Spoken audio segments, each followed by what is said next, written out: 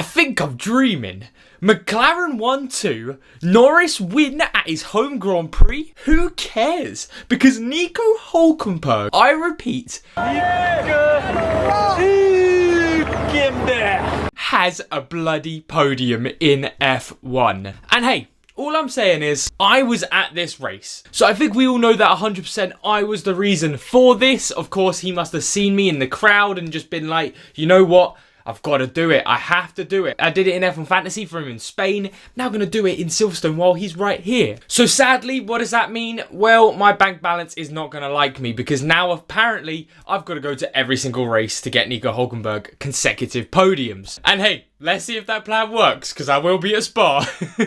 But this is my British Grand Prix review, plus my experience at the track working with F2 and F3. So we'll start off with my experience on media day. So obviously the first day we came to the track, nerves were a little bit high because I knew I was about to come in and interview throughout the weekend about 30 to 35 F2, F3 drivers.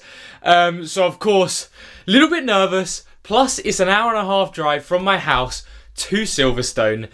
But my oh my was I also so excited. I cannot tell you how it felt going through the first entry into the Silverstone circuit, driving round Silverstone, going over the bridge, seeing the track. It was magnificent. And then being able to park in the F2 paddock, it felt like I was a VIP. It was insane. And then by the time all of us Fanamp group met up, we had the download of what we were doing and such. Given the schedule and all of this, my oh my, we didn't have much time to do it. It was a jam-packed schedule, especially on the Thursday. I think we had, if my maths is correct, 30 interviews. And we had the likes of Zagazetto, who was really funny. I really loved interviewing him. I'm pretty sure the social clips are up already on Fanamp, and I'm going to have some on my channel soon. We also had Vershaw, who I interviewed. Again, he was quite funny because he very much has that Dutch dry humour, which I really like. I also interviewed Voisin, Fornaroli, who actually won around Silverstone. The list really does go on, and it just felt so surreal talking to all of these people because you see all of these drivers obviously on the telly, on your phone or whatever you use to watch F1, F2, F3, and then when they're just standing next to you, it just feels so amazing. And they're all genuinely so nice. To think that like they have the stress to go from racing to then having to talk to media like us, and they really all do still go up for it. They want to get involved, they want to get their names out there. Just all round great experiences throughout that weekend interviewing everyone there. But enough about the interviews and the F2 and F3 drivers. The actual place where we were set up as well was fantastic. So for anyone who doesn't know, in Silverstone, the old pit lane is where the F2 and F3 lads are set up. So we actually had this incredible view of the track for all of the racing all weekend long, where we could see all of the F2 and F3 cars being worked on. We saw the F on lap 1 as well. It was incredible because you just saw how close they were, and we were so close to the cars. It was insane. We also had all of the camper homes, whatever you call them, right next to us as well, with all of the drivers there. It was insane. Then heading into Friday, we did a lot of the same stuff. Again, it was a lot of interviews. We got to watch FP1 and FP2, of course, in Friday. We got to put out our special Fanamp post-FP2 videos. So for all of you who watch the channel, you've probably seen my FP2 videos. So this weekend, we did one on the Fanamp channel where me and Adam, my co-host over on there, we were actually met each other in person that week for the first time, including Terry as well. I met both of them and they were both really amazing guys. But I think especially on the Friday, what stood out to me was the catering, because on Thursday we had such a tight schedule, none of us really got to sit down properly and have a good lunch. But on Friday we had a little bit more time, and I tell you what, the catering area, you got the media, you got all the teams, you got the drivers, everyone together. And the food's insane. I mean, a lot of people found out on this trip from those special videos and my interview so far that I'm quite a tall lad. I'm 6'4", so I've got quite an appetite. So it was insane going into this buffet, and it was incredible. There was multiple different kinds of pasta. There was pizza, there was chicken, there was pork, there was dessert, there was Coke Zero, this like lemon iced tea sort of thing.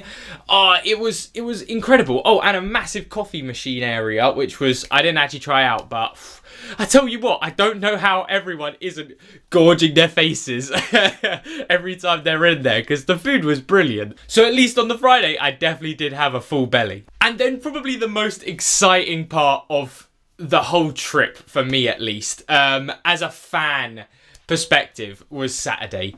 This has to be up there in life as one of the best days I've probably ever had. Just let me explain it to you all. It was just so surreal. I love the word surreal. You're going to hear that so many times.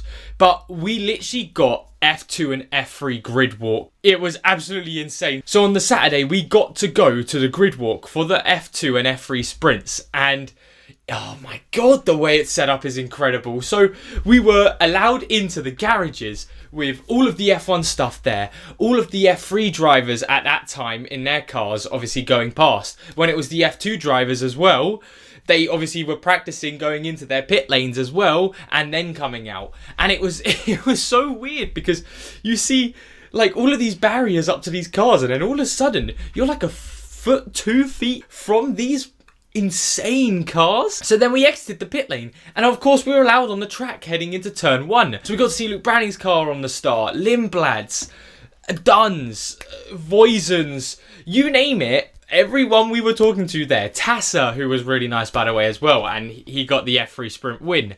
All of these cars just lined up, and we were taking videos and photos to add even more excitement to it. While going back from the garages, I walked past Keanu Reeves. Keanu Reeves was right there. Of course, I had to stay professional, so I didn't get any photos with him. But I was just like, it sort of took me by surprise. I was like, hang on a second, that's bloody Keanu Reeves right there. He was just, I think he was outside the, it was like a middle ground of the field, so maybe around the Alpine Haas area he was. Insane to see him. Then obviously the race started, and then 3 laps till the end, we were allowed to get ready to go back in to then run to the podium celebrations. So we were allowed access to the F2 sprint and F3 sprint podium celebrations. So I don't know if there's any footage of F2 and F3 sprint races still like around, but if you go to the podium celebrations and it pans to someone, just look for someone who's super tall and got their phone out like this in awe. That would have been me. Yeah, so it was insane. It just felt so like you were like super duper important because we were running for our lives back and forth trying to get to the podium celebrations on those ones. It was insane. And then after the F2 podium celebrations, I very much had to keep my cool. It was extremely hard. I think the only way I can describe exactly how I felt in this moment is that dog that looks like it's like, I don't even know how to explain what it looks like, but I saw the Sky Sports team, and if you don't know anything about me or the channel, my childhood hero and my first ever driver I used to support all the way back when I was like 5 years old was Jenson Button, and obviously he works for the Sky Sports team. And this guy, I kid you not. So let's say I'm standing here. He was probably walking like right there. You can't see it, but let's say I'm here. He was probably walking like right there. Oh my God. I think like I had to suppress that fanboy in me again. Had to stay professional, but Jenson Button was right there. Jenson bloody Button. Speechless. And I remember it was insane because it's like, it really is true. When you meet someone like you're in awe of, you like everything's just like so frantic. Like I had to just stay focused and not freak out. He was there, and it's just insane. I mean, this is my McLaren signed Jenson Button hat from ages ago. That I got for my birthday a long time ago from my auntie who got Matt Bishop to sign it. Long story. I actually talk about it in my interview with Matt Bishop last year, but it was just incredible. I think that was everything in Saturday. I think Saturday was a lot more trying to keep my cool as a fan because we were allowed access to those areas, and surprisingly I think that was harder to keep my cool than on the Friday actually interviewing people, because interviewing you feel professional, you're doing a job, but when you're just on the grid walk but you still have to stay professional, Because you're media. It's a weird feeling, but I wouldn't have had it any other way. Like, this was my first Silverstone like experience ever, and I don't think it will ever be topped by this. We got the full package, and I can't believe what we witnessed. And then, of course, on the Sunday, we probably saw one of the best races. No, not one of the best race of the season so far. I'd be very surprised if it got topped. So just thank you to everyone in the F2 and F3 team that got Fanamp and I out there. Of course, thank you to Fanamp as well, basically getting this all sorted. It was one of the best weekends of my life. Now, I did not get any sleep at all. I did sleep 14 hours on Monday. That's why this video is delayed. But I wouldn't have it any other way.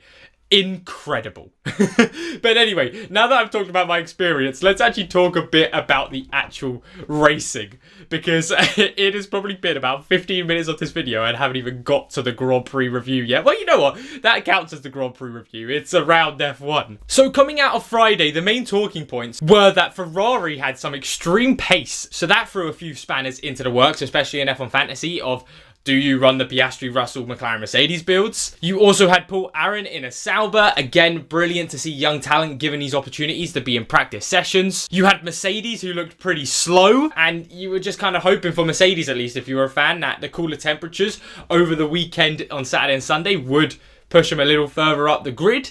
And then you also had Behrman's penalty for a red flag infringement, which meant he would get a 10th place grid penalty heading into the race on Sunday, no matter where he qualified, which was a shame because he did actually qualify well in P8. And heading into quali, Q1, there was no real surprises of who was knocked out, but again, I just love how close this season of F1 has been, because it's not another weekend of 5 different teams going out in Q1, but it's 4 separate teams with drivers going out in Q1. You had Colapinto in 20th, who had a real hard time getting to grips on that Saturday. It just wasn't working for him. You had Hulkenberg P19, Stroll 18th, Bortoletto 17th, and Lawson 16th. How insane is it that we're getting this become normalcy now? In F1, a lot of the times when you have back markers, it normally becomes like a Haas and Williams situation where Q1's just, okay, both Haas is out, both Williams out, and then whoever's the most unlucky from the rest of the teams.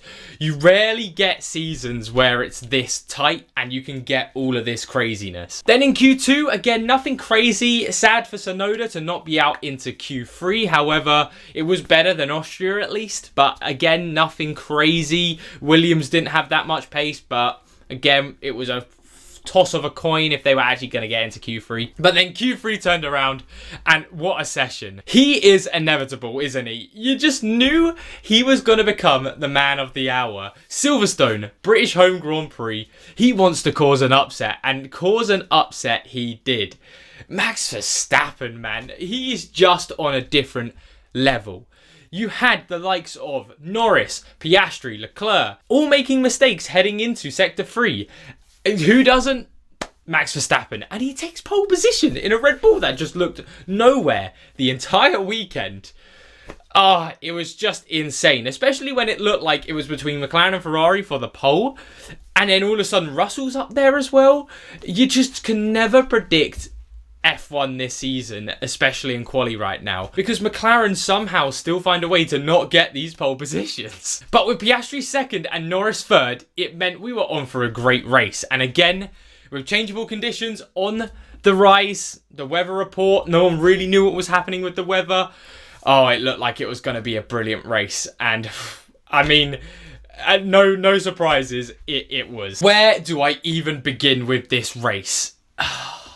Everyone started on Inters, but after the formation lap, you already had people like Russell, Leclerc, Behrman, Bortoletto, Hadjar, all pitting before the first lap had even taken place to go onto the dries. And at that point, you're thinking, surely they know something that we don't know, because this seemed too good to be true. The track was still quite damp at this time. Maybe there was no rain coming, but then we heard rain was coming. So it was sort of like, they've been losing all of this time for what? Who knows? But then heading into the first lap, it was actually quite smooth sailing, to be fair, for the pack until around turn 3 and turn 4. I genuinely think it was a racing incident. If you have a look, I know Lawson blames Ocon, and of course in the moment it does look like it's Ocon's fault from Lawson's side, but you see Tsunoda on the inside of Ocon. Ocon's side by side with Lawson as well on his outside. He's got nowhere to go. So it really was a racing incident in my opinion, especially that one. I don't know how Ocon's car survived that. It was quite a hefty shunt. But Lawson, of course, he didn't. So he was already out of the race. Then the focus moved more over to the front over the next few laps where Piastri would get past Max. Lap 8, oh my word, I was jumping for joy at this moment, especially for my F1 Fantasy team, because overtakes for Piastri plus into the race win. Oh, we were soaking up some points at this time. But one thing was clear at the start of this race, and that was Max in the Red Bull was struggling. He was all over the place. And Norris very much took advantage on that when on lap 11, Verstappen went very, very wide. Norris passed him. Boom. McLaren 1-2, Piastri first, Norris second, Verstappen third. However, the gap to Piastri now was over 10 seconds at this point. So it genuinely looked like if there wasn't a safety car, this was going to be a clean-cut Piastri win. However, we all know how that ends. Now, quickly before the safety car came out, Norris and Verstappen took their first pit stops. And Norris, he had a terrible pit stop. McLaren really cocked it up, letting Verstappen back past. So now you had Verstappen, who had made that mistake, back into P2, with Norris back only in P3. But then while this was happening, the rain just got absolutely dreadful. The race had to go under safety car because of just how bad the rain is. Should they have just been given the chance to race on wets? Well, apparently we're never going to see that. I do fully agree. What's the point of even having wets if we're never going to use them? It was a bit naff. The grip was still extremely low, and Hadjar found out quite quickly how low the grip was as he just went straight into the back of Antonelli, down the back straight. And I tell you what, another experience I had, you can really hear and feel when cars crash around that area of the circuit. All of a sudden, we couldn't see it, but you saw Hadjar and Antonelli come past. All of a sudden, you just hear the thud, like a really loud thud. And we were like, what the hell has just happened? And then, of course, we're waiting for the yellow flag because we know something's happened. And then we see Hadjar on the TV. He's crashed into Antonelli. He's out of the race. So, of course, that brings out another safety car. So, you've at this point, you've had multiple safety cars. You have everyone who went onto the slicks back on the inters, now at the back of the grid, basically, like the likes of Leclerc, Antonelli, Russell, all struggling. You also have Antonelli now with damage to the back of his car, which eventually he would have to DNF from. Antonelli, man, is so unlucky how many DNFs he's had this season, mechanical or just not his issues. But then even under safety car conditions, they couldn't control themselves as Piastri up front then decided to slam on the brakes, and I just don't know why he did this. It just made no sense. And I really do think if we go and have a look at the incident, because a lot of people are debating if Piastri got one, Russell should have got one. And in the rulebooks, to be fair, those two incidents would be looked at exactly the same. However, you've got to factor in real life human stuff, like weather conditions, like visibility, like what all of the rest of the cars got affected by this. Because the way Piastri did it, if Verstappen hadn't have moved out of the way, Verstappen's crashing into the back of him. You also saw Hülkenberg having to go off the track to make sure he didn't go into Stroll. So if you look at all of the angles of how it worked, 10 seconds, harsh. But a penalty very much deserved. Piastri, man, Piastri, what are you doing? Because I would have loved to have seen him win, and he just throws it away like that. Very, very interesting move from him. No surprises he was angry, but it was the first time we sort of saw him crack under the pressure. But from all of this, the safety car just finished. Piastri obviously was going to get a 10-second time penalty with Verstappen second, Norris third. But you had Stroll P4 and Hülkenberg P5 and actually Gasly P6 as well. So now you're thinking, hang on. Stroll, Hülkenberg, Gasly, all of these drivers are pitted. They're ahead of the likes of Hamilton, Russell, Leclerc, Tsunoda. This is really on for some big points in the midfield. And to make it even better for them, Verstappen completely loses his rear of the restart after the safety car.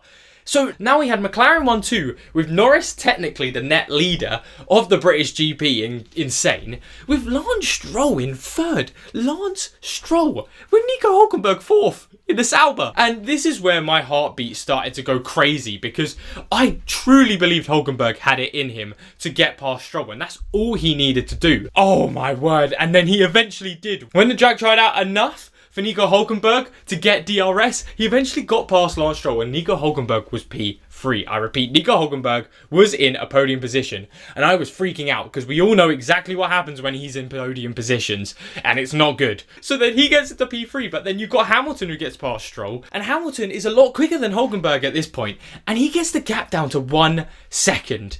And I thought it was over. When Hamilton was that close, I really did think it was over, but Hulkenberg was able to keep him at bay for long enough until the weather got just good enough where Hamilton and Ferrari thought it was time to go onto the slicks. And thank you, Ferrari, for an absolute another masterclass. As soon as Hamilton went out of the pits, he went wide, instantly losing a good chunk of time. And by the time Nico Hulkenberg came in, a lap or two later, he was actually 10 seconds ahead of Hamilton. And now you're thinking to yourself, this is happening.